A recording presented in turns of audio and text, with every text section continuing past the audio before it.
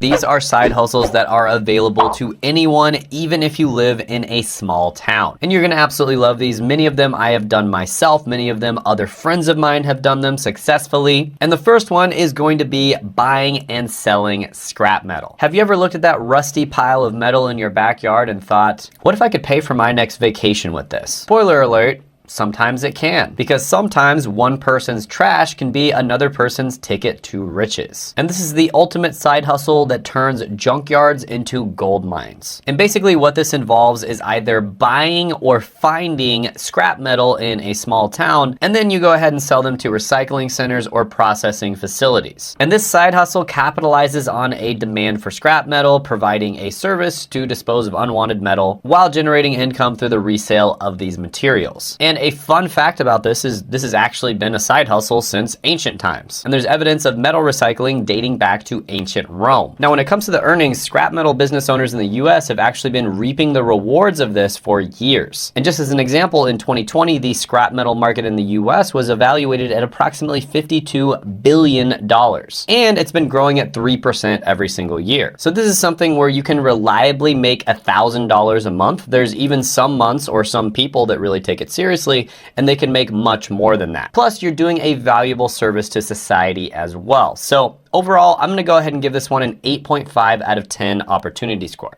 What's up, guys? So I'm sitting here in the editing process and I realized that I actually have a live stream. It's basically gonna be like a workshop. It's going to be a Zoom workshop. You're gonna be in a call with me and I'm gonna be teaching you how to grow and monetize YouTube. I'm gonna be revealing the 5 biggest secrets that I have when it comes to growing and monetizing YouTube. And then on top of that, I'm gonna be answering any questions that you have about starting a successful YouTube channel. So that is going to be 8 p.m. on Tuesday, Eastern Daylight Time, because they recently changed that. So it's EDT, Eastern Daylight Time.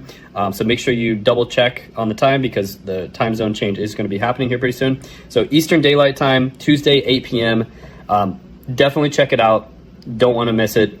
I'll see you there. Next, let's talk about being a handyman. And there's a really good app you can do this with, and it's called TaskRabbit. Now, there's a good chance TaskRabbit is available in your area, and typically you're gonna start off making about $35 an hour. And you can do all kinds of different things, from helping people move, to helping people paint a house, or helping people clean up their yards. And there's people on different side hustle related Reddits that report making $5,000 a week or more doing this. There's also people that work part-time, and they report making about $1,000 to $1,500 a week. And the truth is, these days, most people don't know how to do physical labor. They don't really know how to fix things or do things that require them getting their hands dirty. Everybody's trying to go to college and get a white collar job. And so if you're the type of person who can fix things or you can do physical labor, there's a ton of opportunities out there for you. And handymen typically charge about $50 to $80 per hour at least, and that comes out to about $320 to $600 per day on average. However, you can charge a lot more than that depending on the type of work that you do. So yeah, overall, this one is excellent, and I get it. Most of you probably don't want to do this for the rest of your life, but it can be a great way to make some extra money on the side, or to even have a job for a short period of your life and just save up money and then later on get a better job. So I'll go ahead and give this one a 9.5 out of 10 opportunity score. Next is going to be starting a YouTube channel. That's right. Even if you live out in the middle of nowhere, you live in a small town, as long as you have an internet connection and either a phone or a computer, you can start a YouTube channel. And one thing that I get tired of seeing is all these people who talk about side hustles online, but they don't mention the #1 side hustle, which is creating content, which is how they're actually making money. So I try to mention this in almost every video, just to let you guys know that I do think this is the #1 way of making money, and that's why I'm doing it myself. And interestingly enough, there's a number of content creators that have grown on YouTube by featuring mostly their lives in their small hometown. Trout and Coffee, for example, would regularly feature parts of his small hometown while also bringing his viewers along his journey of building cabins in the woods. The Cottage Fairy is another example of a channel that got really big during the pandemic when everybody else was locked in, and they were able to allow viewers to feel like they were basically able to walk outside because of of the refreshing scenery in a small town where she was. And earnings from a YouTube channel can vary drastically. So I know YouTube channels that are around 5,000 subscribers that are making hundreds of thousands of dollars a month.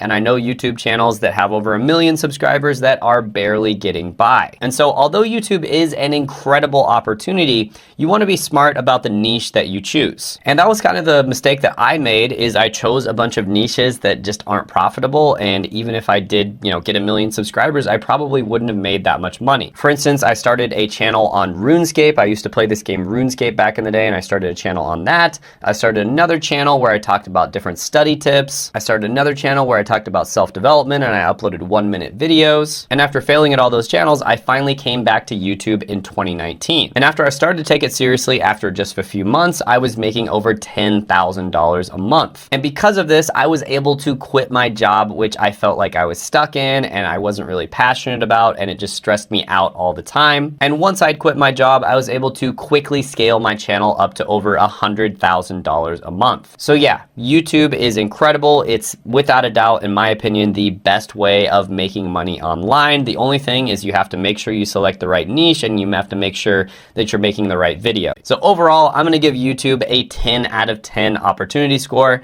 I know that I'm biased, but if you do it in the right way, it really is the best way to make money online, in my opinion. Next, let's talk about junk hauling. So this is basically where you help people to clean up clutter inside of their house, or sometimes it might be in their backyard or on their property. You put it in your truck, you might put it on a trailer, and then you haul it off. And there's a really cool story about somebody who actually dropped out of college, founded a business called 1-800-GOT-JUNK, and he was able to scale it up to a $500 million empire. And depending on your location and where you haul and how much you haul, you can earn anywhere from $100 to $600 per job. And with consistent gigs, you can make a hefty income. In fact, you can even scale this one up to a full-time income. So yeah, all you really need is a vehicle. You'd probably want to do some type of advertising services. You could start on Facebook or Craigslist, and then you just start doing jobs. And if you do a good job, your stuff will basically spread by word of mouth because lots of people will recommend you. This is a pretty good one. I'll go ahead and give it an 8.5 out of 10 opportunity score.